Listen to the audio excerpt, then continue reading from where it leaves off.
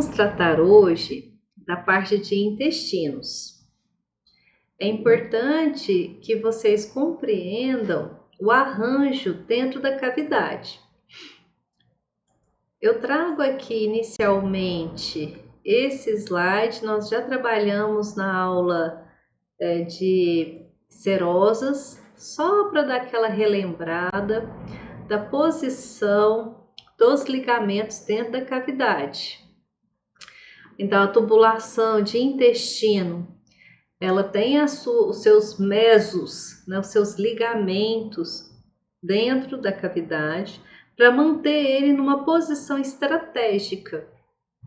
Vocês não podem perder de dimensão que os órgãos aqui, eles estão um empurrando o outro. Por exemplo, o estômago enche de conteúdo, ele acaba empurrando o fígado, ele acaba empurrando o duodeno. Então, assim, vocês imaginem essa dinâmica. E hoje eu quero que vocês compreendam a posição das alças dentro dessa cavidade. Relembrando os ligamentos que sustentam a tubulação de intestino, a gente coloca o prefixo meso, mais o nome desse órgão. Então, o ligamento que fixa o duodeno, mesoduodeno. O que fixa seco, mesoseco. Reto, mesorreto, e assim vai. Só o jejúnio ilho, que é uma tubulação em forma de leque, uma grande extensão de tubulação, que tem a sua raiz de fixação, a raiz do mesentério, próximo ali do tronco celíaco, próximo aos pilares do diafragma, a gente pode usar só o termo mesentério, que é o que está explicando aqui, é o que está mostrando no desenho. Vocês observem aqui, deixa eu colocar uma seta para ficar melhor a visualização. Então aqui, ó, o mesentério, ele está fixando a alça de intestino delgado jejunio-ilho. Acabou que a gente manteve esse nome só para a fixação de jejum e de ilho. Antigamente, com o desenvolvimento desse embrião, tudo era chamado de mesentério. Olha o mesentério aí de novo, tanto que tá bonito nessa imagem. Todo esse ligamento aqui, sustentando esse leque de alça de jejum inicialmente, né? E depois o ilho vai desembocar no seco. Então, todo esse ligamento aqui é o mesentério. Ou mesojejuno, aí chega uma parte que ele já se transforma em mesoílio. Perceberam que é a mesma lâmina? Por isso que a gente utiliza mais mesentério. Outra característica importante, quando vocês estiverem fazendo cirurgia, é que tem um objeto estranho no intestino, você precisa fazer retirar esse objeto. Você faria a incisão, ou seja, o corte, nessa borda ou nessa borda. Você tem que cortar a tubulação, todas as túnicas, lembra? Túnica mais externa, túnica serosa, túnica muscular, que é a túnica média, e a túnica mucosa, que é a mais interna. Você tem que cortar todas essas três camadas para chegar na luz do tubo. Você faria essa incisão nesse nível aqui, primeira opção, ou a segunda opção, você faria nesse nível. Estou colocando com vistas em figuras diferentes, tá vendo? Ó, faria incisão na seta azul ou na seta laranja? Sendo mais clara ainda, a seta azul, nós chamamos ela de borda antimesentérica. E na seta laranja, nós chamamos de borda mesentérica. Se você fizer uma incisão aqui onde está o ligamento, tá vendo? Todos esses riscos são vasos sanguíneos. Vamos colocar em maior aumento para vocês enxergarem. Imagina fazer uma incisão aqui e pegar bem esse vaso sanguíneo. Então, para evitar você chegar nele, vocês vão fazer a incisão na borda livre, que é a borda ao contrário do mesentério, borda antimesentérica. Tá ok? Isso acontece porque o vaso sanguíneo que vem para cá, chama artéria mesentérica cranial, ela tem o seu ramo, sai da aorta, próximo ao tronco celíaco. Quando a aorta emite a artéria mesentérica cranial, ela passa entre as lâminas do ligamento. São duas lâminas, lembra? De peritônio.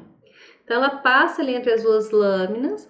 Quando ela chega na tubulação, vamos supor que essa caneta aqui é a tubulação de intestino. E aqui está o ligamento. Então, o vaso vem e faz isso, tá? Ele é como se fosse uma forquilha. Essa borda aqui, que é a borda antimesentérica, ela tem menos vascularização. Por isso que aqui você pode fazer a incisão mais tranquilamente. E a gente evita a borda mesentérica. Agora, é claro, se você for ter que retirar um pedaço da alça, vai que tem uma necrose, um tumor nessa região, você precisa retirar o pedaço da alça, aí você vai ter que tomar cuidado com os arcos dos vasos sanguíneos. Você vai ter que suturar cada arco para poder retirar e depois suturar a tubulação. Vocês vão aprender isso lá em cirurgia. Então, só trouxe aqui para revisar. Essas alças de intestino, elas vão girando dentro da cavidade para ocupar melhor o espaço e fixar. A maioria das fixações, elas são dorsolaterais. Por que dorsais? Por causa da gravidade. Se a fixação fosse ventral, ele ia desmoronar na região ventral do abdômen, concorda comigo? Então, ela tem que se fixar no dorso, e aí vai ficar suspensa, e elas vão flutuar dentro da cavidade, de propósito, porque você tem um peristaltismo que faz que o conteúdo dentro da tubulação corra, é um circuito. E para promover esse circuito e ter o mínimo de problemas possíveis, estrategicamente essas alças são fixas nesse dorso lateralmente nessa cavidade. Porque se assim não fosse, essas alças iam torcer demais dentro da cavidade. Elas iam... gente, torcer significa um perigo constante. A gente até falou isso em estômago. Porque torcendo você também está estrangulando o vaso sanguíneo. Estrangulou o vaso sanguíneo, você vai levar uma anóxia. Óxido é oxigênio. Então não vai ter oxigenação da região. Então aquela região vai ficar infartada. Para isso que a gente tem que tomar o máximo de cuidado com as torções. E o corpo, estrategicamente, já pensou nisso e fixou em locais para evitar esses casos. Eles acontecem, mas são casos patológicos e não é tanto a frequência que eles ocorrem. Beleza? Primeiro, a gente tem um arranjo bem simples de tubo. O intestino primitivo, ele tem essa organização, né? Olha, bem simples. De forma que aqui é intestino delgado. Depois, aqui é o primórdio aqui do saco vitelino, onde vai ter o cordão umbilical. Aqui em preto já começa intestino grosso.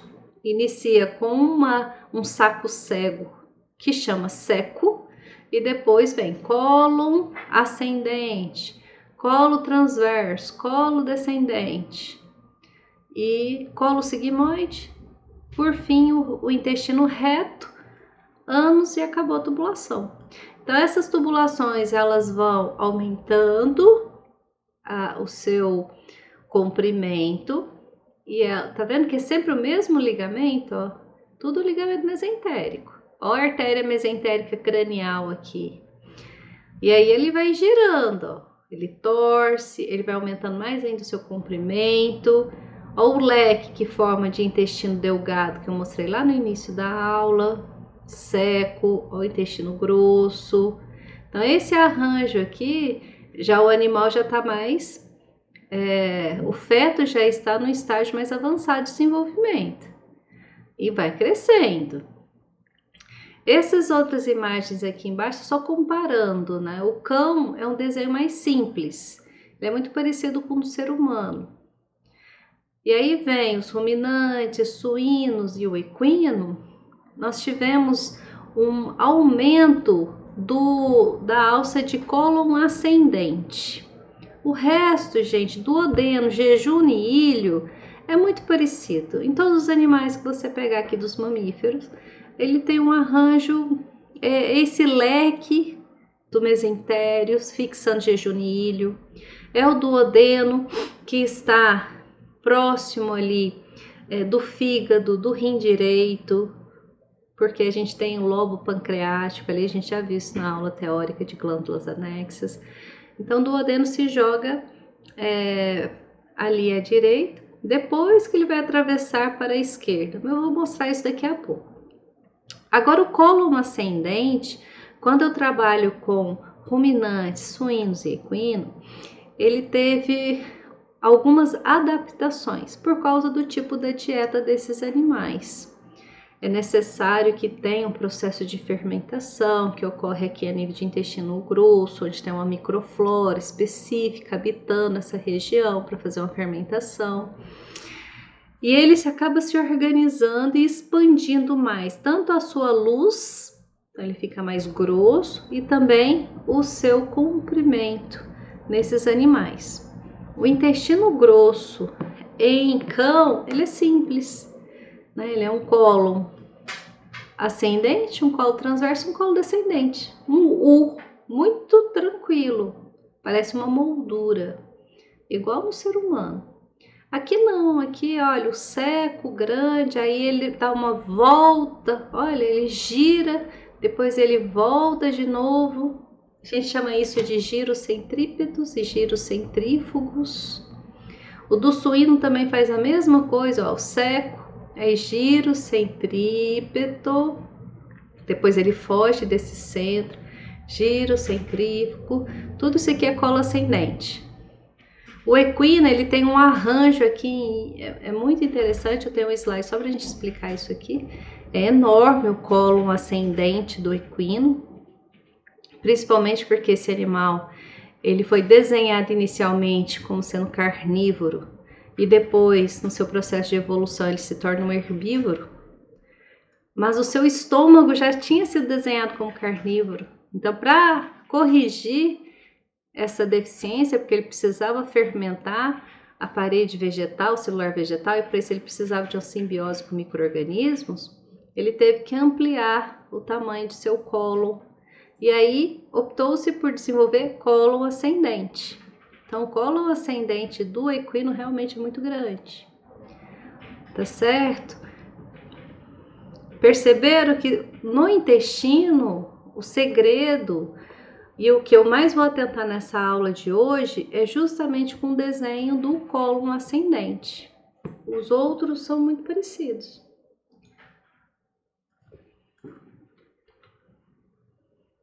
Falando em cachorro, que é um desenho mais simples, vamos começar por ele e depois a gente vai analisando cada espécie aqui com detalhes. Se a gente pega o abdômen de um cachorro, vocês vão ver aqui, ó, região chifoide, ó, comparem com o desenho aqui da cadela, o arco de costela e aqui a posição de fígado e estômago. Quando o estômago lança o seu antro do piloro e vai lançar o duodeno se joga à direita. Eu já falei isso no slide anterior.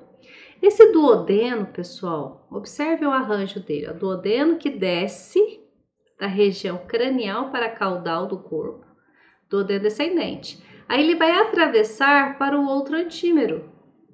Eu chamo isso de duodeno transverso. e depois ele volta para a região cranial, duodeno ascendente. Mas aqui ele já se joga no antímero esquerdo. Vocês percebem que é uma letra U? Claramente dá para visualizar isso? Então eu vou pegar aqui esse U, deixa eu puxar a letra U aqui, ó. Tá vendo? Duodeno que desce da região cranial para caudal. Veja que ele tá vindo da região aqui do hipocôndrio direito e indo para a região pélvica. Então, duodeno que desce, ele atravessa para o outro antímero, aí ele vai para a esquerda e ele volta para a região cranial, duodeno ascendente. Quando eu trabalho com aí vai, eu retirei o jejúnio ilho aqui, porque lembra que eu falei que aquele leque, ele fica muito solto, ele se prende lá no dorso próximo ao tronco celíaco, próximo ao início do abdômen, perto do pilar diafragma, e fica flutuando ali dentro da cavidade. Então, retiramos jejúnio e ilho. O ilho, ele vai, ó, aqui tá errado, hein? Que é ilho, tem que corrigir isso aqui. Então, do ilho, ele acopla no intestino grosso. O início é seco. Beleza, então, seco. Aí vem cólon ascendente, que é curtinho em cachorro. Carnívoros, gato também é assim. Cólon transverso, porque a mesma ideia do duodeno. Ele está atravessando para o outro antímero. Ele está à direita e ele vai para a esquerda. E depois ele desce. Cólon descendente. Perceberam que é outro U? Então, o que nós temos? Aquele U do duodeno. E agora a gente tem um arranjo em U do cólon. Perceberam que é esse arranjo aqui, ó, que se encaixa, os dois U's? Se você compreender isso, fica mais fácil de entender a relação topográfica entre eles. Né? E aí, quando vocês estiverem fazendo uma imagem, tipo uma ultrassonografia ou analisando alguma radiografia, vocês perceberem a localização dessas alças, que são paralelas. Quem é paralelo aqui? Duodeno descendente é paralelo ao cólon ascendente. O cólon ascendente é só esse pedacinho aqui, ó. Ridículo, né? Só uma partezinha, mas eles são paralelos. O cólon descendente é paralelo com o duodeno ascendente. Fica mais fácil de vocês compreenderem. E já o cólon transverso, olha a relação topográfica dele com a curvatura maior de estômago. Olha aqui, com o baço à esquerda, tá? Então, fica muito mais claro de você compreender. Essas imagens aqui ao lado, eu trouxe elas só para vocês imaginarem a formação desses ligamentos. Veja, antes era um tubo, ele vai aumentando, o seu comprimento, ele vai girando. Olha a formação, aqui é reto e o cólon, até chegar no seco. Então vamos de trás para frente. Então aqui cólon ao seco. Tá vendo que vai formando a moldura? Ó, parece uma moldura, igualzinho, ó, essa parte azul. Esse aqui são os mesocólons, que no carnívoro é bem tranquilo de você observar. Então, quando você estiver fazendo a cirurgia, a primeira coisa quando você abre a cavidade abdominal é afastar o aumento maior. É quando você afasta o aumento maior, você vai ver um monte de alça de jejúnio e de ilho. É quando você afasta o jejúnio e o ilho, que estão presos naquele ligamento mesentério, aí você vai procurar essas tubulações. Então vai depender.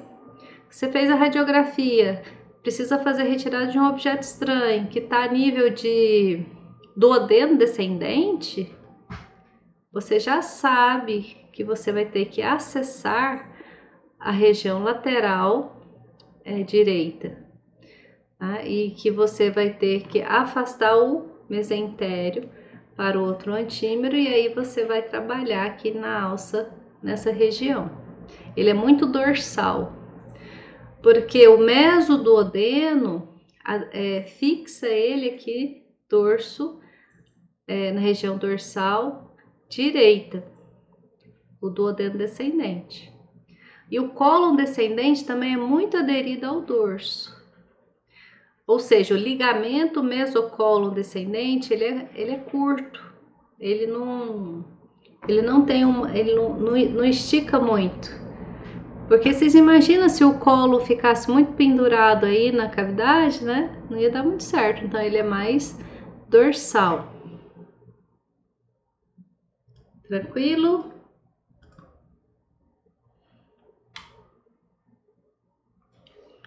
Esse slide aqui eu só estou mostrando para vocês terem de curiosidade, não é para ficar decorando quantos centímetros tem, quantos metros tem cada alça, é só nível de curiosidade mesmo. Inicialmente, observem aqui, olha, as alças de intestino delgado que eu falei, né? São muitos metros. Especificamente, vamos ver aqui, ó, cão de intestino delgado, ele tem de 1 metro, mais de 1,5 metro a 4,5 metros de metros de alça de intestino delgado. Pra vocês terem uma noção da proporção. Já de intestino grosso, meio metro a 1 metro, 1,5 metro. Vai depender da raça que você está trabalhando, né, do porte desse cão. E aí você consegue fazer essas correlações. Nós temos sempre muito mais alças de intestino delgado, porque o objetivo dessa tubulação é a absorção de nutrientes. E já o intestino grosso, ele tem uma grande função na absorção de água e também de fermentação. Certo? Vamos ver o equino? O equino tem em torno de 20 a 30 metros de intestino delgado e de 6 a 9 metros de intestino grosso. Lembra que intestino grosso é seco, colo ascendente, colo transverso, colo descendente. Aí pode ter o colo sigmoide e o colo reto. O intestino reto são muitas subdivisões, certo? Bovino, em torno de 30 a 50 metros de intestino delgado. Ele pode ter de 7 a 14 metros de intestino grosso. Então, só para vocês terem noção real dessa dimensão que nós estamos falando aqui de alças de intestino. Iniciando o trânsito por essas alças, vamos começar pelo intestino delgado, especificamente. Nós temos o início aí com o duodeno. Então, o duodeno que vai receber este quimo, que é o produto da digestão lá do estômago, quando abre o esfíncter do piloro, esse quimo vai cair no duodeno. Essa imagem aqui tá bacana para vocês verem a saída do piloro. Olha aqui o duodeno descendente, duodeno transverso e duodeno ascendente. Aquele U que a gente tinha discutido, né? Mesma coisa aqui nessa imagem, ó, duodeno descendente, transverso e ascendente. Aqui também nesse gato, uma vista ventral, né? Você imagina o estômago, duodeno que desce, transverso e ascendente. Entre aqui, ó, o mesoduodeno, que está fixando esse duodeno aqui no dorso da cavidade, nós temos aqui o lobo pancreático direito. E já o lobo pancreático esquerdo está entre a curvatura menor do estômago e o fígado. Beleza. Depois que o duodeno ascendente chega na região cranial, ele vai continuar aqui como alças de jejuno, e esse jejuno se transforma em ilho para chegar aqui no seco. Separar jejuno de ilho, macroscopicamente falando, não é tão simples como acontece na histologia. Na histologia é tranquilo porque vocês estão vendo as placas de Peyer. E aí fica tranquilo para você identificar se aquela alça lá é ilho. Na anatomia, o que nós observamos, primeira coisa, se está mais próximo do seco, só pode ser ilho. E também a forma dos arcos vasculares no mesentério. Se você observa a alça de jejuno, é muito comum a gente ter uns arcos mais amplos e paralelos uns aos outros. Então a gente tem esse arranjo bonito aqui, ó, bem homogêneo, tá vendo? Dos arcos da artéria mesentérica cranial. Gente, a artéria mesentérica cranial vai liberar os seus ramos de acordo com a alça que ela está irrigando. Então aqui são arcos das artérias jejunais. Então, desses arcos, elas vão soltar vários ramos tributários. Tá vendo? Esse aumento aqui desse desenho tá bem claro. Então, aqui a gente tem um arco da artéria jejunal e os seus raminhos menores. Quando vocês forem fazer uma cirurgia e precisar retirar uma parte da alça, vocês têm que estar ligados com esse arranjo para fazer a sutura adequada. Já em ilho, olha como que é a organização.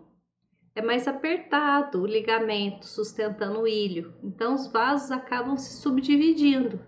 Então, você tem um arranjo mais desorganizado desses arcos no ligamento, no mesentério. É o que a gente utiliza para separar jejuno de ilho na anatomia. O ilho, ele vai desembocar aqui, ó, nessa região do seco. Tá aqui, ó, a papila do adenal maior, aqui no maior aumento, você enxerga claramente o ilho se projetando dentro do seco, e aí você tem a papila e internamente a gente observa ela jogando aqui a sua secreção a nível de seco e de cólon. Então, o conteúdo que está no ilho vai para essas dois arranjos, o seco, que é um saco de fundo cego, e também continua aqui no cólon, que já é a tubulação.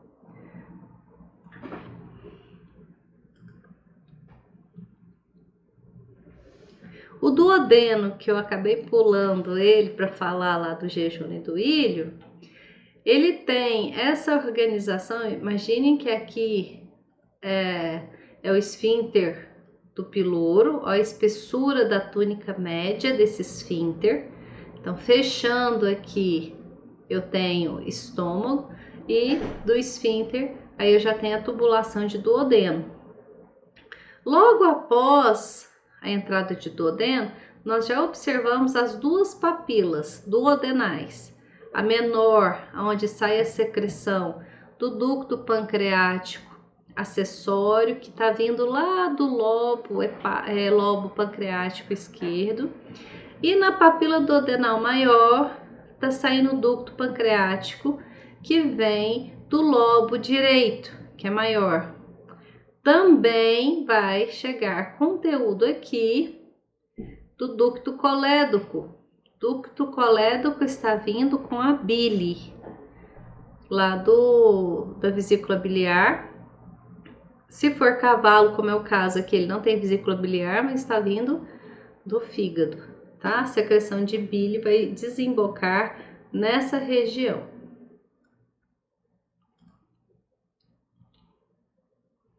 Tá linda essa imagem desse cachorro, uma vista lateral direita.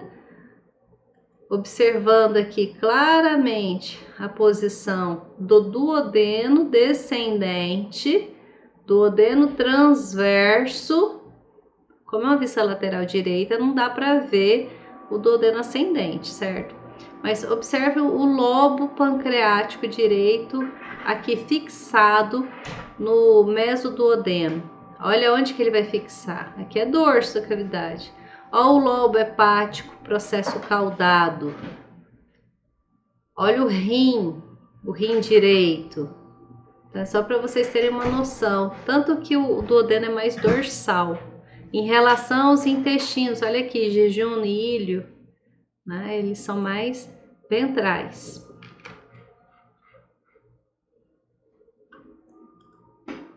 Essa imagem aqui a gente já tinha discutido ela na aula de pâncreas, só revisando. Então nós temos aqui o duodeno descendente, transverso e ascendente, e aqui o outro, o invertido, ó, seco, colo ascendente, colo transverso, colo descendente. Olha o lobo pancreático esquerdo e aqui o lobo pancreático direito, aqui o corpo. Então a papila duodenal, as duas papilas duodenais vão estar nessa região aqui, no início de duodeno.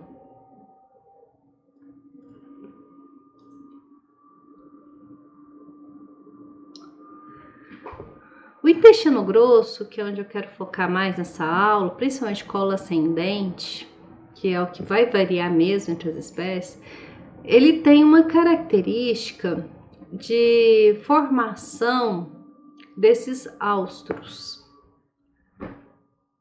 Áustro, pessoal, nada mais é do que saculação. E ela se forma, essas bolsinhas se formam, dá para ver claramente aqui no equino, esses saquinhos que se formam, olha que bonitinho aqui, né? Justamente para reter um pouco mais o bolo fecal e assim a mucosa conseguir extrair mais quantidade de água. Não são todos os animais que apresentam esses áustros, mas a característica de intestino grosso dessa formação dessas saculações é para isso, para demorar um pouco mais ali naquela tubulação e assim conseguir drenar mais a água e ela voltar para o espaço extracelular e assim tanto o sistema linfático como o sistema circulatório conseguir capturar mais água ainda, não ser jogado, né, pelas fezes. Porque a água é um nutriente essencial para as reações metabólicas no corpo, né? Para formar esses áustros, é necessário que existam tênias. As tênias do cólon, pessoal, ela não tem nada a ver lá com os parasitas. O nome aqui de tênia é dado por um espessamento da túnica média. E elas parecem cintas. Elas são projeções longitudinais em forma de um espessamento da túnica muscular lisa e forma esses cintos. Então as tênias é uma condensação dessa túnica média em sentido longitudinal. E aí quando elas se formam, já que ela é um espessamento da túnica média, ela puxa toda a tubulação e vai formando esses sacos, que são os áustros. É como se fosse fazer um fuxico. Sabe quem já fez aquelas florzinhas, chama fuxico? Você não vem com a linha, alinhava o tecido e depois puxa e forma a florzinha? A mesma ideia aqui. Então, essa tênia, ela vem, ela espessou ali e ela vai frangeando, ela vai trazendo toda a parede da tubulação e aí forma esse áustro. Então, quem vai apresentar essa característica de tênias e áustros são os equinos e suínos. A gente vai ver na aula prática. Esse slide aqui, eu trouxe ele só para vocês imaginarem como funciona esse trânsito dentro do intestino. é mais para vocês imaginarem mesmo por que a gente tem determinados momentos depois ele continua. Primeiro, por causa do sistema nervoso entérico, que vai promover esse peristaltismo de uma forma rítmica, contraindo a musculatura circular, que é interna da tubulação do intestino aí, e a musculatura longitudinal, que vem em sentido externo. Deixa eu fazer assim, circular e a musculatura longitudinal externamente. Então, quando a musculatura circular contrai, ela espreme, ela aperta o seu conteúdo. E a longitudinal, quando ela contrai, ela vai empurrando o que está dentro da luz do tubo. Esse arranjo de contração de musculatura circular e musculatura longitudinal da túnica média, ele é promovido pelo sistema nervoso entérico, que é o plexo submucoso e o plexo mioentérico. Funcionam super bem, então de boa. Cada alça, o arranjo delas vai conduzindo, tem uma cadência no movimento. Não é assim, toda tubulação contrai. Vocês imaginam lá, 11 metros contraindo de uma vez de um intestino? Não dá. Então, é por setores. Lembra quando o esfíncter do piloro abre, joga o quimo ali no duodeno descendente, então é uma parte que vai contraindo o duodeno. Depois ele vai jogando seu conteúdo, vai seguindo ali pelo duodeno descendente, depois ele segue para o duodeno transverso. Então tem um ritmo, é isso que eu quero que vocês imaginem. E o peristaltismo é isso. E uma alça vai empurrando o conteúdo de outra alça, como se fosse uma escada. Além do mais, nós temos como sistemas pressórios aí, né, como sistemas de pressão, o diafragma, que ajuda a movimentar esse conteúdo. A gente tem o reto também aqui nessa região da pelve, que também ajuda vamos dizer, a pressionar para que tenha uma condução. E a gente tem sistemas de retenção, como no caso os áustros, por exemplo, que vai retendo por um pouco mais de tempo até absorver mais água aqui no intestino grosso. É só para vocês imaginarem que existem locais aonde esse conteúdo ele tem uma tendência a ficar um pouco mais de tempo, que seja para absorção de água, que seja para absorção dos nutrientes, e aí ele vai seguindo seu trajeto. Um bom exemplo também aí é o colo sigmoide. O colo sigmoide, pessoal, o nome já fala de sigma, é uma letra que parece um S. Então, como ela parece um S, ela vem no colo, um descendente, bem dorsal na parede do abdômen, e tem a pelve. Então, para entrar na pelve, ela precisa dar uma volta e depois ela entrar dentro do canal pélvico. E por isso ela faz em curvas que parece um S. Daí o nome de colo sigmoide. Algumas espécies vocês não vão encontrar com essa designação, elas tendo o colo sigmoide, porque é mais plano a abertura de abdômen com a abertura da pelve, então ela não faz tanta volta. Então os livros acabam que nem descrevem como colo sigmoide, outros já descrevem, tá? Então essas curvas promovem uma retenção desse conteúdo fecal. O fato é que quando essas fezes chegam aqui a nível de reto, vocês podem encontrar nos livros também como ampola retal, é um local onde fica armazenada essas fezes. Então vai chegando fezes, vai chegando, ela fica retida até o animal ter uma quantidade nessa ampola retal suficiente, e aí você tem um estímulo peristáltico, o volume que tem ali de conteúdo já está suficiente e estimula a abertura do esfíncter anal para defecação.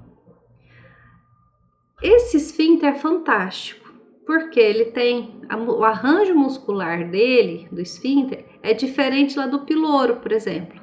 O piloro, lembra que tinha um arranjo, musculatura túnica média muito potente, em forma circular. Aqui também é de um formato circular, todo esfíncter no formato circular.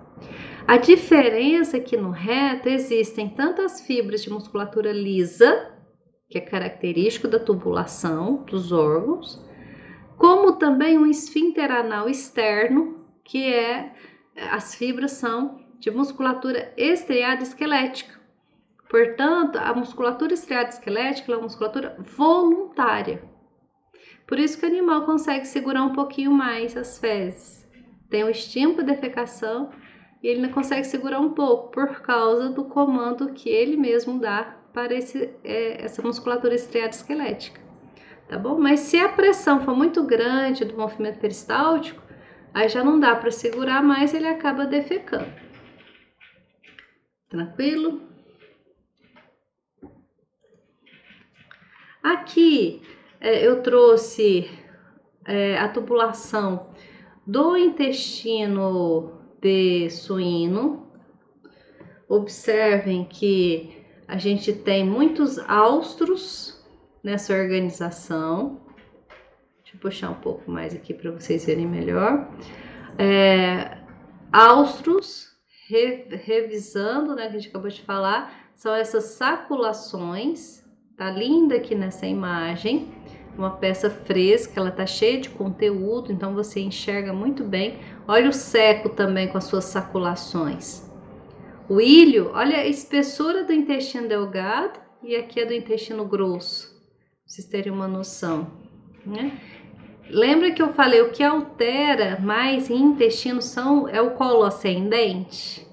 O colo ascendente do suíno, veja, aqui a gente tem o intestino delgado com seu mesentério, os seus vasos sanguíneos. Aí quando ele chega, o ilho chega aqui a nível de... aqui é jejuno, aqui o ilho aí aqui é seco. Veja que o colo ascendente ele tem um formato espiral e é uma espiral projetada. Então, essa alça que está indo para o centro do eixo, nós chamamos de alças centrípetas. E lá dentro, internamente, tem alça no sentido inverso, ela está voltando. Ela está fugindo do seu centro, do seu eixo. Alça centrífuga. Quando ela foge do eixo, aí ela vem para essa parte azul, que é o colo transverso, e depois colo descendente e reto. Perceberam que o que vai alterar essa espiral é o colo ascendente. No cachorro, gente, o colo ascendente é ridículo, é só um pedacinho, lembra? Aqui no suíno, as voltas que ele faz, tudo isso aqui, ó, seco. Então, tudo isso aqui, ó, colo ascendente, alças centrípetas. As centrífugas você não enxerga, porque o ligamento aqui entre os colos não te deixa ver. Mas lá internamente elas estão fazendo esse giro espiralado centrífugo.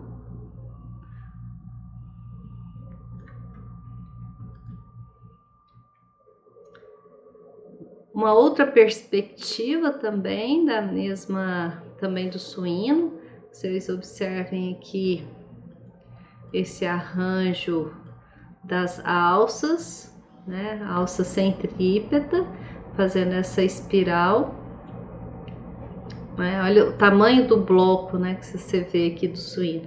É necessário um colo ascendente volumoso, assim, por causa do processo de fermentação. Esse animal aqui é um animal onívoro, então ele acaba ingerindo muito alimento com parede vegetal, que precisa ser fermentada para ele adquirir os nutrientes. E isso ocorre a nível de intestino grosso.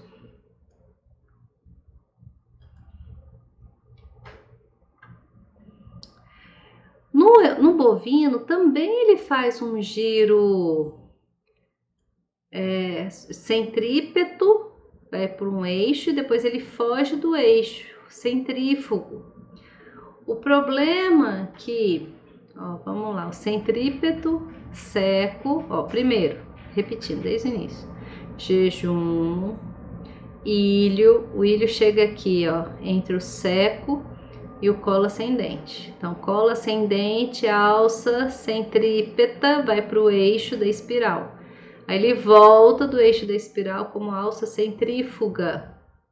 Ele faz essa volta e vai para a parte azul, que é o colo transverso. Depois segue como colo descendente, que tem amarelo.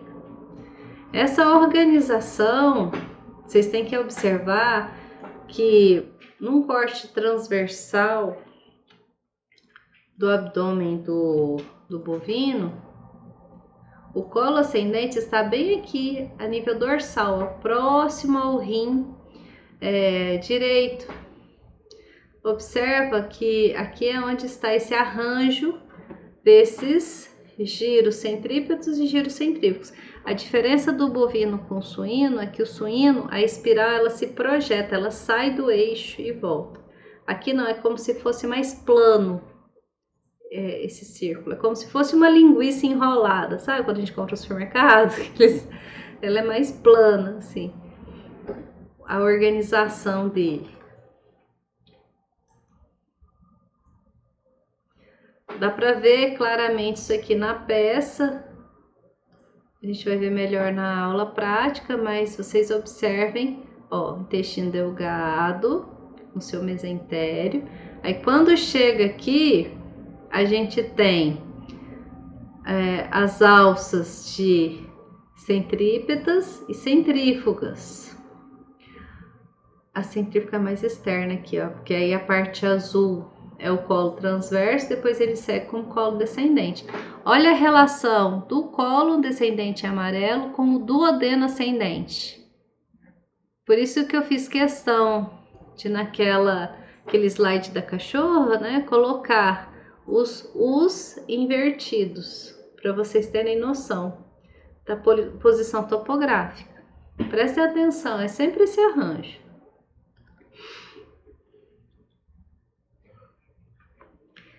O cavalo, o arranjo dele é mais solto desse colo.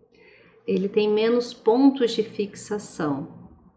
E esse é um problema, porque como ele é mais solto, se o animal tiver alguma cólica, uma dor abdominal, uma dor a nível de alça aqui, ele vai rolar muito no chão. E quando ele rola muito, ele tem a tendência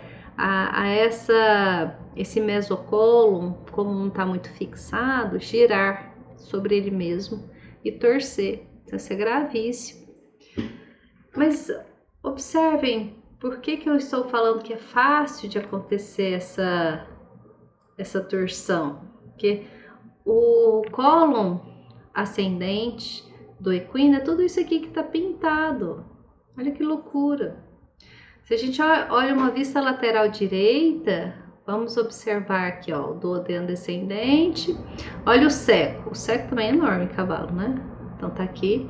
Ele tem um ápice, um corpo e uma base. É o início do intestino grosso.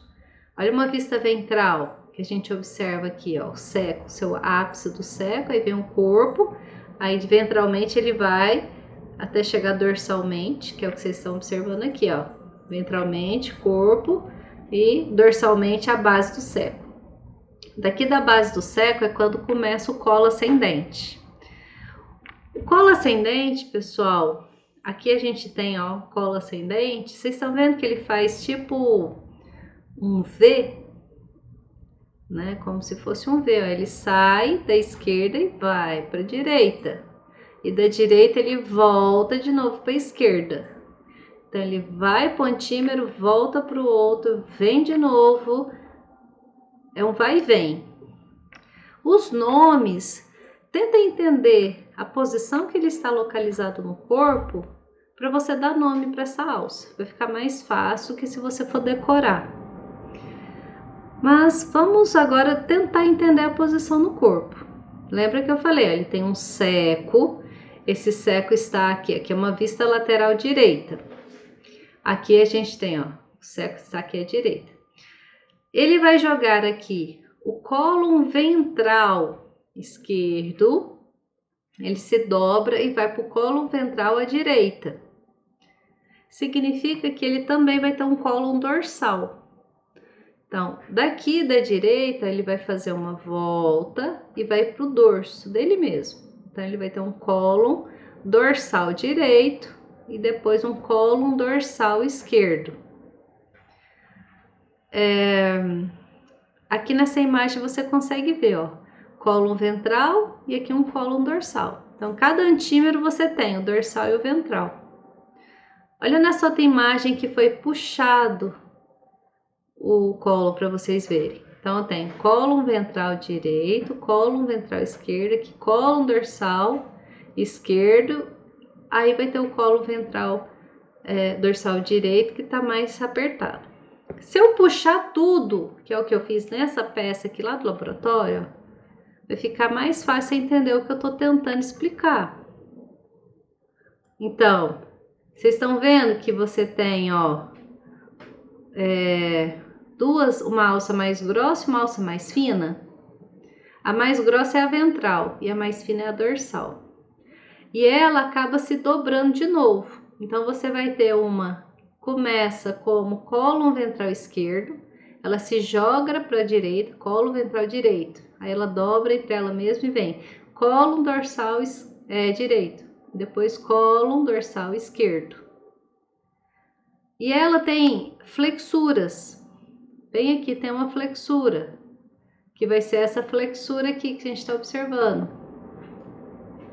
Essas flexuras são as voltas. E o nome da flexura é de acordo com a região onde ela dobra. Flexura é isso, é de dobra, de curva. Então, ela sai daqui, ó. O cólon ventral, quando ele vai se transformar em cólon ventral esquerdo, se transforma em cólon ventral direito, a primeira flexura que tem é próxima ao externo. Então, aí a gente chama de flexura external.